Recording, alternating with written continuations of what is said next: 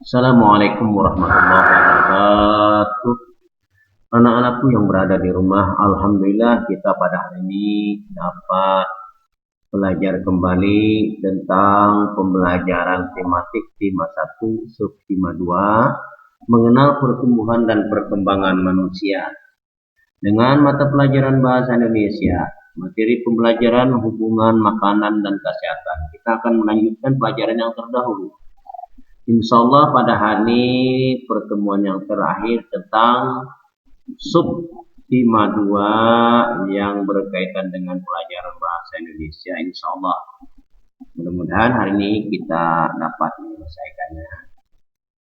Baik anak-anakku yang berada di rumah, pada pertemuan yang lalu sudah Bapak sampaikan bahwa makanan yang mengandung gizi ada 5. Karbohidrat sudah dicontohkan Bapak yang mengandung makanan yang mengandung karbohidrat apa kemarin yang lalu, lemak, protein, mineral, dan vitamin. Pada pertemuan kali ini kita akan mempelajari tentang vitamin. Vitamin adalah bahan makanan yang diperlukan oleh tubuh dalam jumlah yang sedikit. Kenapa sedikit? Kalau kita terlalu banyak vitamin, kita bisa menimbulkan namanya natrium. Kekurangan vitamin menyebabkan penyakit avitaminosis. Kalau kelebihan vitamin namanya adalah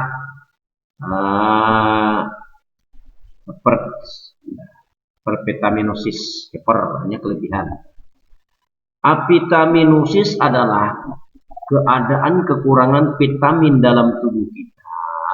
Gejala tergantung pada jenis vitamin yang kurang tersebut. Avitaminosis terjadi bila vitamin yang masuk ke dalam tubuh lebih sedikit dibandingkan dengan kebutuhan badan. Apa sih manfaatnya? Manfaat vitamin pertama, membantu mengatur metabolisme tubuh, artinya ketahanan tubuh.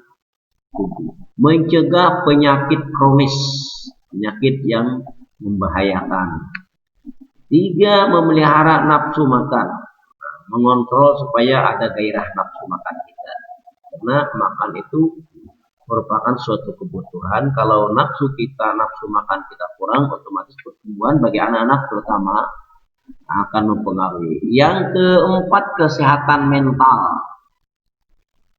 Yang kelima adalah kekebalan tubuh atau metabolisme tubuh sama ini ya. Vitamin dikelompokkan menjadi 2. Yang pertama vitamin yang larut dalam lemak. Ini ketinggalan ya, tertulis Bapak tulis ini ya. Larut dalam lemak yaitu vitamin A, vitamin D, vitamin E, dan vitamin K. Ini yang larut dalam lemak yang kita makan vitaminnya tadi itu larut dalam lemak. Dia tidak larut dalam air. Ketika kita telan langsung mengurangi dengan lemaknya. Tapi kalau pakai air kita minum vitamin itu lalu dengan dibarengi dengan air. Ini vitamin B, vitamin C itu kalau kita masukkan dia akan larut. Nah, kita lanjut ya. Macam-macam vitamin. Vitamin A. Contoh bahan makanan vitamin A, bayam. Kita tahu anak-anak semua bayam, kangkung sudah ada berada di sekitar rumah. Apalagi rumah kita di dekat kali, dekat air. Itu ada daun singkong. Tahu kalian semua, pepaya, mangga, wortel, ubi, rambat merah. Nah, ini gambar yang Bapak perlihatkan ini adalah bayam, kangkung, daun singkong, pepaya, wortel, ini ubi, rambat merah, ini adalah mangga. Apa manfaatnya? Pertama, membantu proses penglihatan. Nah, orang yang kekurangan vitamin A itu mempengaruhi penglihatannya nanti ya. Membantu pembentukan sel tubuh, mengurangi risiko kanker, menjaga kesehatan tulang, mencegah jerawat. Nah, ini manfaat tadi vitamin A. Nah, kekurangannya mudah lelah, lesu, lemah, gemulai, seolah-olah tidak berdaya, semangatnya tidak ada, berarti dia bisa menyebabkan kekurangan vitamin A. Peradangan pada mata ini, maka anak-anak yang sering membuka HP atau laptop jangan lupa makanan-makanan yang mengandung vitamin A.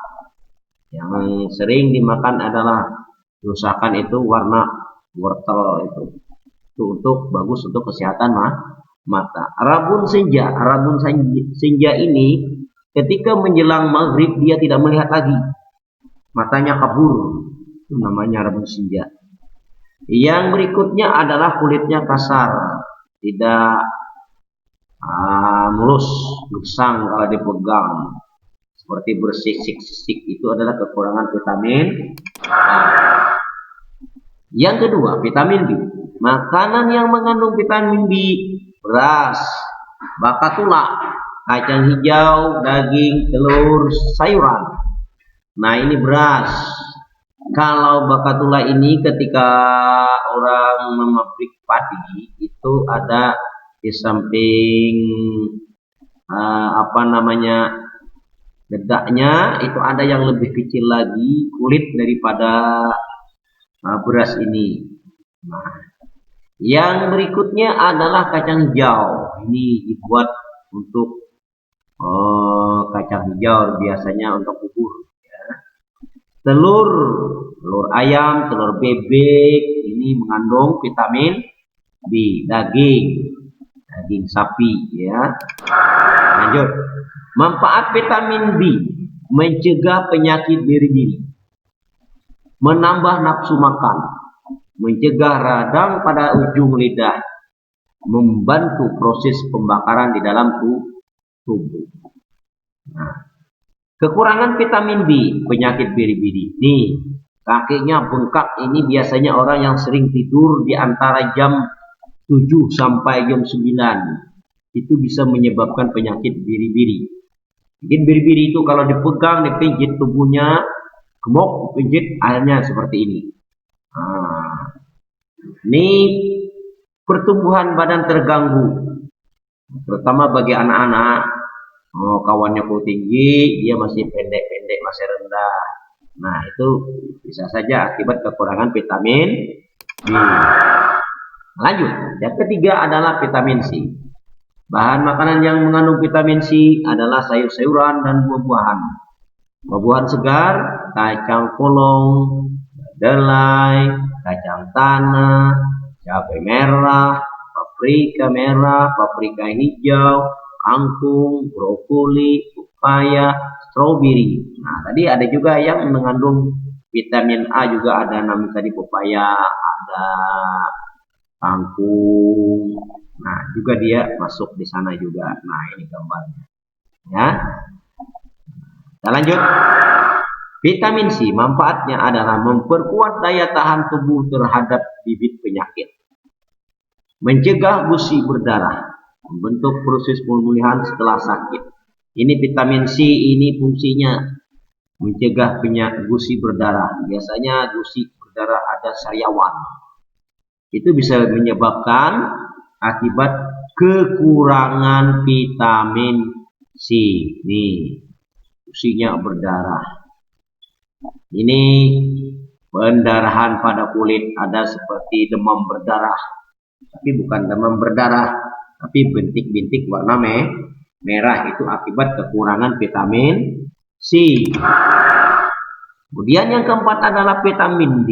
Contoh bahan makanan yang mengandung vitamin D adalah alpukat, pisang, bayam, kembang kol. Nah, apa manfaat vitamin? Bentuk tulang dan gigi. Nah, tulang kita supaya kuat, mengangkat yang berat-berat tahan. Kalau tulang kita rapuh, itu akan berpengaruh. Gigi, belum sampai sudah copot giginya. Nah, ini saja akibat kekurangan vitamin D, karena membentuk tulang dan gigi. Akibat kekurangan vitamin D, ini menyebabkan penyakit rakitis, yaitu kedua kaki membentuk huruf O dan atau egg. Bisa saja kita memperoleh vitamin D ini ketika kita olahraga panas-panas sekitar jam 7 itu terkena sinar matahari, itu sudah kita mendapatkan vitamin D.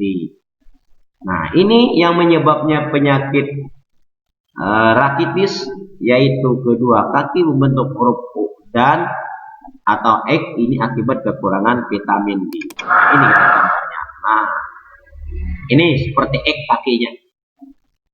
Nah, orang biasanya kan lurus, ini X. Ini seperti huruf U, huruf O. Nah, kakinya ini akibat kekurangan vitamin D. Nah, kakinya seperti X. Nah, huruf O. Nah, yang normal kita biasanya lurus kakinya. Nah, itu ya. Berikutnya, yang kelima adalah vitamin E.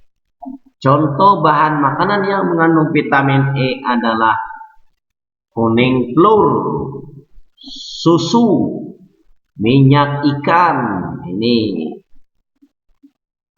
kecambah, ada kecambah. Nah, ini kecambah tadi, yang dari kacang hijau tadi, kecambah ya. Kalau ini adalah minyak jagung. Nah, dari sini sudah ada apa manfaat vitamin E: melindungi sel darah merah, mencegah pendarahan, menghaluskan kulit, mencegah kerontokan rambut, mencegah keguguran bagi ibu yang sedang mengandung.